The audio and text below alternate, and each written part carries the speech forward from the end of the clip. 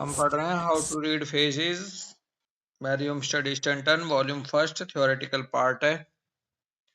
Chapter 5 चल रहा है जिसमें हम पेज नंबर 171 पे हैं। डॉक्टर अमितपाल भाई जी डेट हो गई है 15 फरवरी 2026।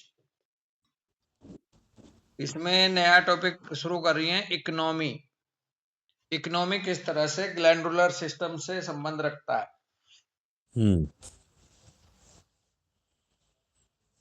इसमें कह रहे हैं कि the faculty for economising and making the most of one's materials is a noble and useful quality. Saving is neither meanness nor stinginess, as many seem to think, but बिल्कुल। it is the result in most cases of a good development of conscientiousness. Economy को लेकर के दीदार sir वाली बात याद आ जाएगी। कई लोग मानते हैं कि पैसा कमाना, पैसा एक अच्छी चीज नहीं होती है। ऐसा नहीं है, ये कोई बुरी चीज नहीं है। कई लोग ऐसा सोचते हैं ना, बल्कि कई बार क्या है कि in most cases of a good development consciousness का भी मसला है। ये ऐसे से दूर नहीं भागना चाहिए। इकोनॉमी का मतलब थोड़ा सा समृद्धि से है, भौतिक समृद्धि से।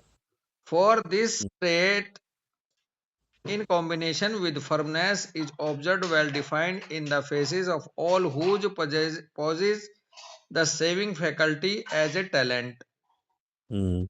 और ये जो ट्रेट है, जब कॉम्बिनेशन जो फर्मनेस के साथ, कई लोग ना मजबूत इच्छा दृढ़ शक्ति के भी होते हैं और उधर वो सेविंग भी करते हैं। उनके talent saving faculty as a talent होता है उनमें। मतलब मैनेजमेंट कहते हैं ना कि वो पैसे को बड़ा मैनेज करके लगाता है, मजबूती से, कहीं सोच समझ के।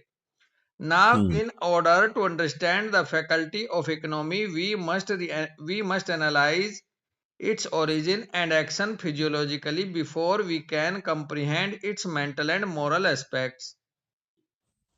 हमें इस फैकल्टी को इकोनॉमी की समझने के लिए एनालाइज करना होगा फिजियोलॉजिकली, इसको एक्शन को कैसे होता है, उससे पहले के मोरल और मेंटल एस्पेक्ट को हम इसे समझें इकोनॉमी को। In the first place, we must not confound saving with acquiring. पहले स्थान पर हम ये ना समझें कि ये भ्रमित ना हो कि किसी चीज को प्राप्त करना ही सेविंग कहते हैं। सेविंग और भी चीजें हो सकती हैं। In many cases, the ability to save is the compensation for a lack of acquisition. कई केसेस में ये सेव करना ये कंपनसेशन भी होता है। मान लो कहीं एक सीमित मात्रा में कोई चीजें हैं, वहां सेव करना एक कंपनसेशन है। बिल्कुल।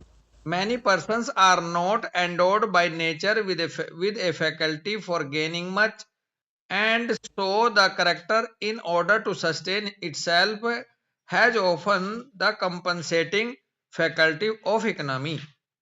यहाँ क्या है कि कई लोगों में ये गुण नहीं होता है नेचुरल के, बहुत ज्यादा वो प्राप्त करें जीवन में, इसलिए उनको सेव करने का जो गुण है वो कंपनसेशन में के थ्रू आ जाता है। कहते हैं यार बहुत ज्यादा हम कमा तो सकते नहीं, लेकिन थोड़ा थोड़ा सा बचा के इकट्ठा कर सकते हैं। बिल्कुल।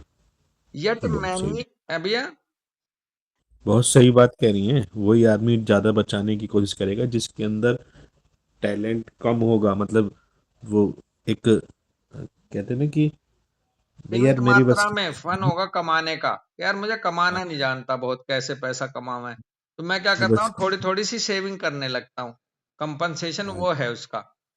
बिल्कुल। Yet many individuals possessed of a good sound intellect, well balanced both as regard reason and practicality, and with good powers for acquisition, save and store up for themselves as well as for others. कई लोगों में quality होती है अमित भाई, वो कमाते भी हैं और बचाते भी हैं दूसरों के लिए भी। जैसे बिल्कुल। ये जितने बड़े बड़े बिजनेसमैन होंगे फिर ये। हाँ जी, हाँ जी। Economy is not a faculty possessed by the defective alone, but in some is the outgrowth of a combination of reason, conscientiousness, benevolence and firmness. भाई साहब कई बार इकोनॉमी ना वैसी नहीं आ जाती है, केवल और केवल डिफेक्टिव नहीं होती है।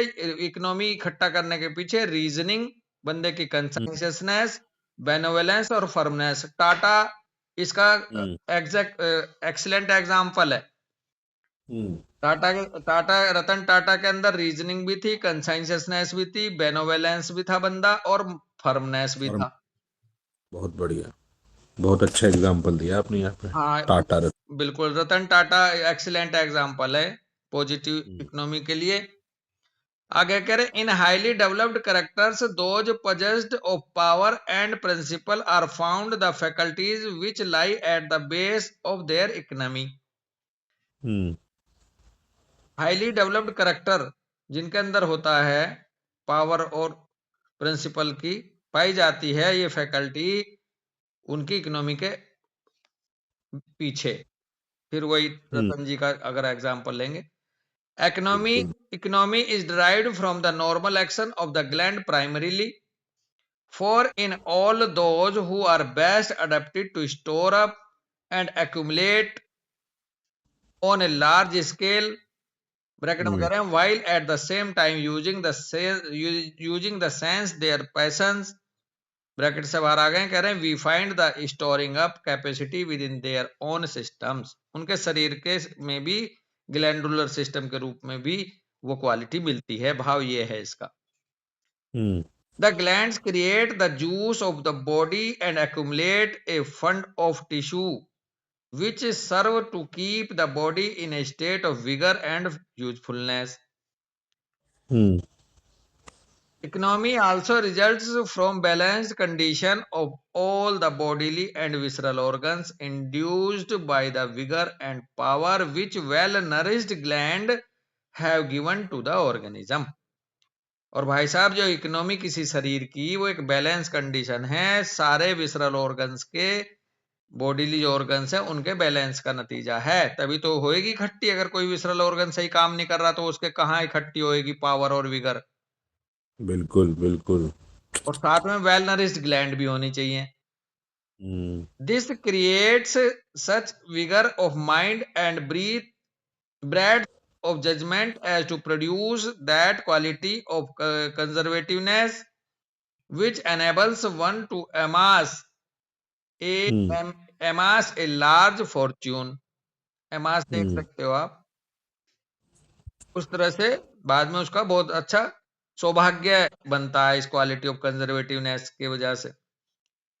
which by exercise of the same faculties may be used for the good and large numbers as was the case with the fortune which Peter Cooper accumulated and which will be used as a fund in perpetuity for the education of the youth of New York।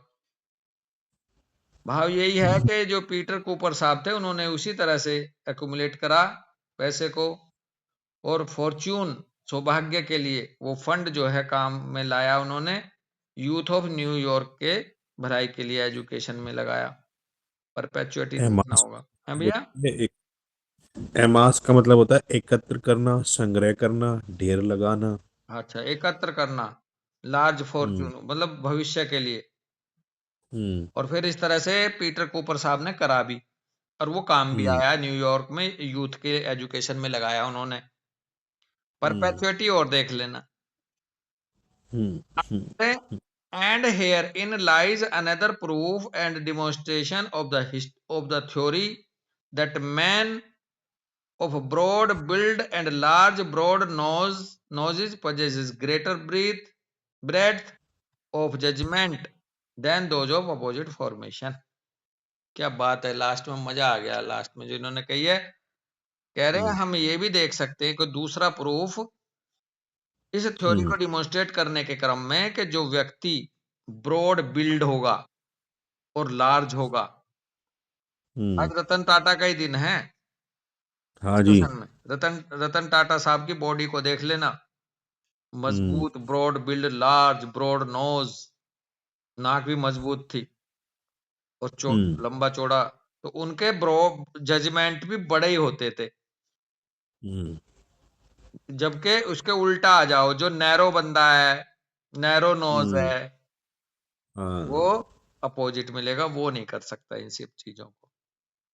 और इसलिए करेगा तो फिर इसका वो negative aspect छोड़ेगा saving का। हाँ, वो बेसिकली उसकी क्वालिटी तो है नहीं और हाँ उसके पीछे भागेगा, हाँ तो फिर अर्थ का अनर्थ ही करेगा वो।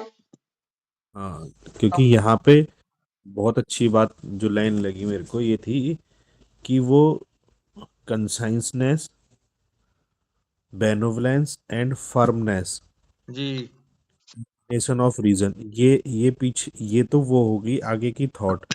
हाँ, और आप फिर उसकी बॉडी पे जाओगे तो ये broad build, large broad nose, ये वाली उसकी वो होगी, बिल्कुल। है ना।